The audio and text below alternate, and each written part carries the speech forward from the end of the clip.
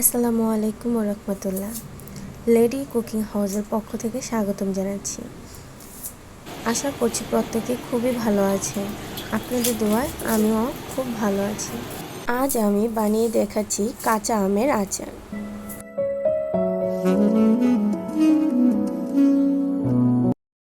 এখানে আমি 2 কেজি কাঁচা আম নিয়েছি। এখন আমি একটি আমকে ছিলকা সহ 4 টুকরো করে কেটে নিয়েছি। এখন দিয়ে দিচ্ছি হলুদের গুঁড়া, সরিষা বাটা, আদা রসুন বাটা। সবগুলো উপকরণ একসঙ্গে মেখে 5 মিনিটের জন্য রেস্টে রেখে দিচ্ছি।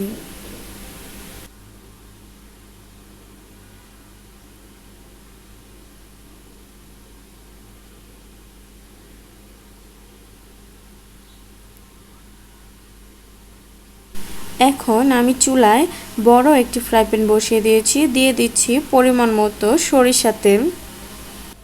এখন চুলার আঁচটি হাই হিটে রেখেছি তেলটি হালকা গরম হওয়ার জন্য।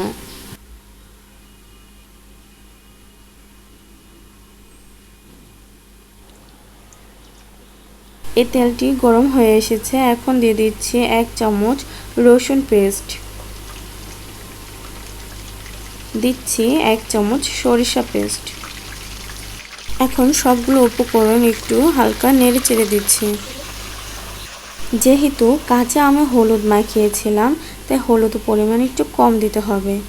এখন দিয়ে দিচ্ছি 1/2 চামচ হলুদ গুঁড়া, 1 চামচ মরিচের গুঁড়া, 1 চামচ ধনিয়া গুঁড়া ও জিরের গুঁড়া।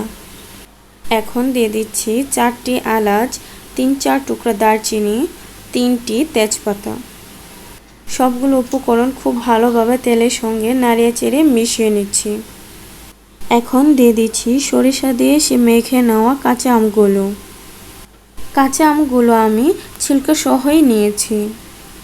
সবগুলি আম ফ্রাই প্যানে দেওয়া হয়ে গেলে এখন একটু নেড়ে চেড়ে মিশিয়ে নিচ্ছি তেলটির সঙ্গে। আর দিয়ে দিচ্ছি স্বাদ মতো লবণ। সবগুলো উপকরণ খুব ভালোভাবে নেড়ে চেড়ে মিশিয়ে 5 মিনিটের জন্য ঢাকনা দিয়ে ঢেকে দিচ্ছি। 5 মিনিট পর ঢাকনাটি নামিয়ে দিয়ে দিচ্ছি 1 কাপ পরিমাণ চিনি। চিনিটি আপনারা কম বেশি দিতে পারেন আপনাদের স্বাদ অনুযায়ী। এখন আবারও একটু নেড়ে চেড়ে আমগুলোর সাথে চিনিটি খুব ভালোভাবে মিশিয়ে নিচ্ছি। চিনিটি গলে গিয়ে আমগুলো থেকে একটু পানি বের হবে। সেই পানি দিয়ে আমগুলো খুব ভালোভাবে সিদ্ধ হয়ে যাবে। আমগুলো সিদ্ধ হতে হতে কিন্তু অনেকটাই নরম হয়ে এসেছে।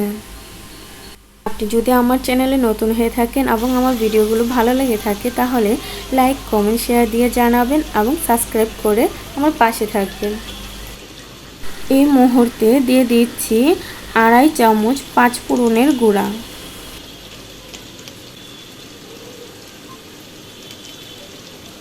পাঁচ ফোড়নের গুঁড়া দেওয়া হয়ে গেলে এখন আবারও খুব ভালোভাবে নেড়ে চেড়ে মিশিয়ে নিচ্ছি।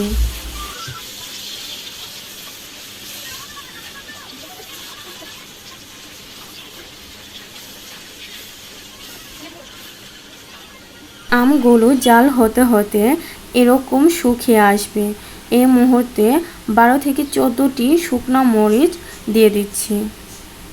শুকনো মরিচগুলো মিশানোর জন্য আবারও নেড়ে চেড়ে দিচ্ছি। আর এখন আচার তৈরির প্রায় শেষ পর্যায়ে। আর এই মুহূর্তে দিয়ে দিচ্ছি 1 চামচ আস্ত 5 ফোড়ন। আর এই 5 ফোড়ন কিন্তু আচারটি তৈরি হওয়ার প্রায় শেষ পর্যায়ের দিকেই দিতে হয়। এখন আবারও খুব ভালোভাবে নেড়ে চেড়ে দিচ্ছি আচারগুলোকে। দেখে নিশ্চয়ই বুঝতে পারছেন রেসিপিটি কতটা সহজ এবং খুব মজার হয়েছে। বাসায় একবার হলো তৈরি করে আমাকে জানাবেন যে আপনার আচারটি কেমন হয়েছে। আমার এই আচারটি আমার খুব ভালো লেগেছে তাই আমি আপনাদের সাথে আজ শেয়ার করলাম। আমার আচার রান্নাটি হয়ে গিয়েছে। এখন আমি বিদায় নিচ্ছি। আল্লাহ হাফেজ।